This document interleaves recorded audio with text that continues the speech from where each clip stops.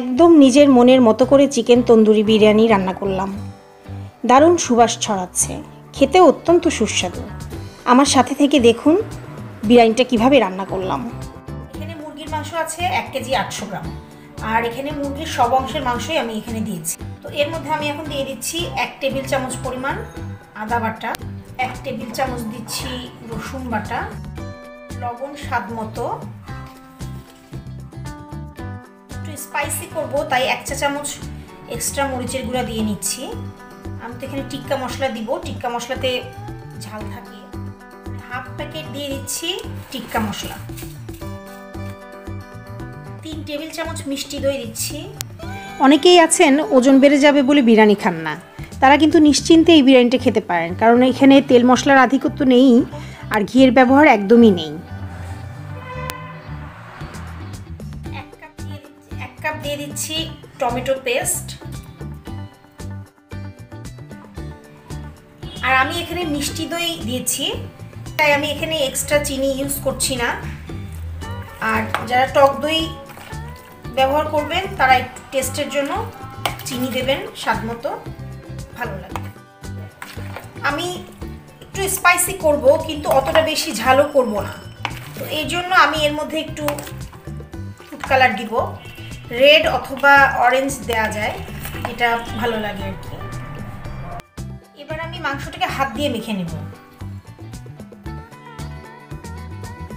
হাত দিয়ে না মাখলে মনে হয় যেন টেস্টটাই ঠিক মতো হবে না।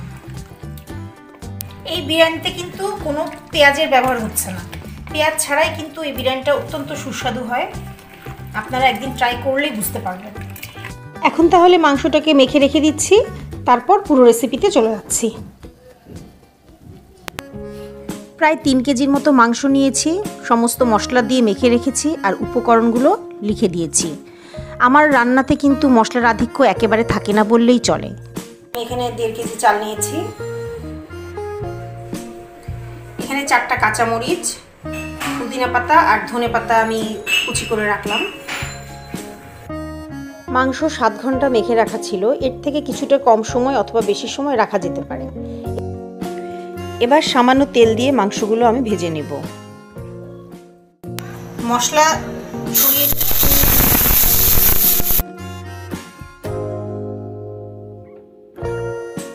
সবগুলো মাংস চাপিয়ে দেওয়া হয়েছে, এখন মাংসগুলো ফ্রাই হবে।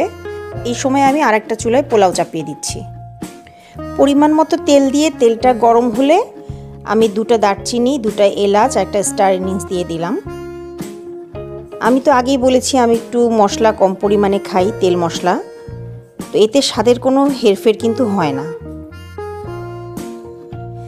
এবার আমি চালগুলো দিয়ে দিলাম।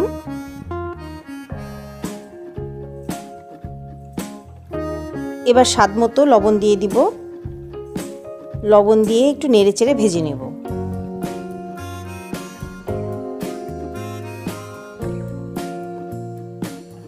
আমি যেহেতু 1.5 কেজি চাল নিয়েছি, তার দ্বিগুণ পরিমাণ পানি দিয়ে দিলাম। এবার স্বাদ অনুযায়ী একটু চিনি দিয়ে দিলাম, দিয়ে ঢেকে দিলাম। এদিকে মাংসগুলো একটু উল্টে পাল্টে নেড়ে দিচ্ছি। এক সাইড ভাজা হয়ে গেছে,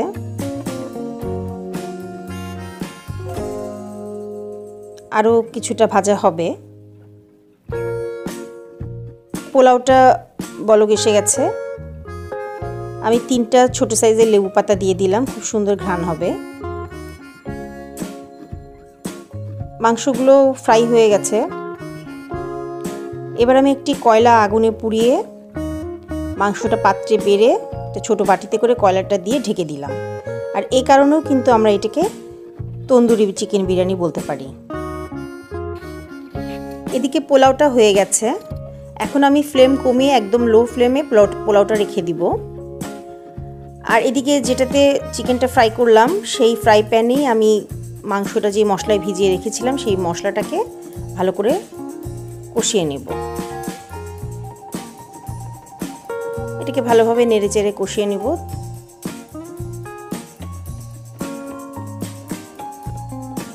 কষানো হয়ে গেছে। এদিকে পোলাওটা খুব সুন্দরভাবে হয়ে গেছে, যেমনটা আমার দরকার আর কি। বিরিয়ানির জন্য তো ঝরঝরা পোলাও হলে ভালো হয়। এবার আমি লেয়ারে না দিয়ে, প্রচলিত নিয়মে লেয়ারে না দিয়ে 3 সাইডে পোলাওটাকে একটু সরিয়ে দিয়ে আমি মাংসগুলো এবং আর যা যা দেওয়ার আমি সেগুলো দিয়ে দিচ্ছি। মাংস দিলাম, তারপরে ওই গ্রেভিটা দিলাম। এবার আমি যে পুদিনা পাতা, ধনে পাতা, মরিচ কুচি করে রেখেছিলাম তা 3 ভাগ করে আমি এখানে 1 ভাগ দিয়ে দিচ্ছি।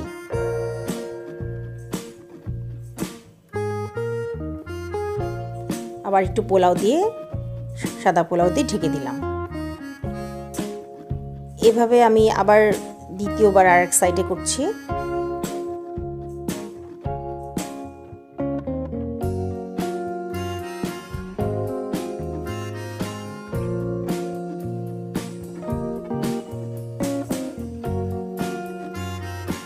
ধনেপাতা, পুদিনা পাতা, কাঁচামরিচ কুচির ঘ্রাণটা পোলাওয়ের সাথে মিশে গিয়ে মানে আপনার খাবারের আকাঙ্ক্ষা আরও অনেক গুণ বাড়িয়ে দেবে।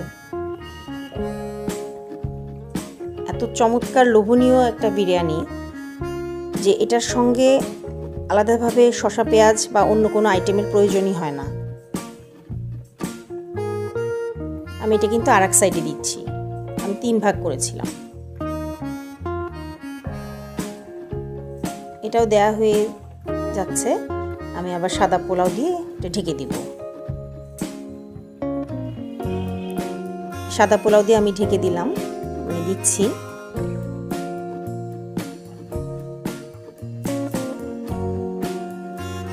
এবার আমি একটু ফুড কালার দিয়ে দিচ্ছি, এটা অরেঞ্জ কালার। এরপর আমি যেই বাটিটা মাংসের উপর বসিয়েছিলাম সেই ছোট বাটিটা বসিয়ে দিয়ে একটা কয়লা গরম করে সেই কয়লাটা আমি ওই বাটিতে দিয়ে ঢাকনা দিয়ে দিচ্ছি।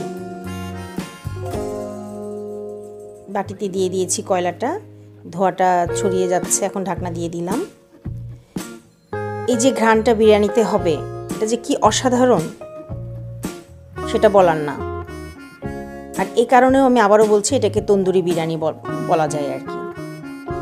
ফ্লেম একদম লো করে দিয়েছি। বিরিয়ানিটা অত্যন্ত লোভনীয় হয়েছে দেখতে, দেখুন খুব সুন্দর ঘ্রাণ আসছে, মানে চমৎকার ঘ্রাণ।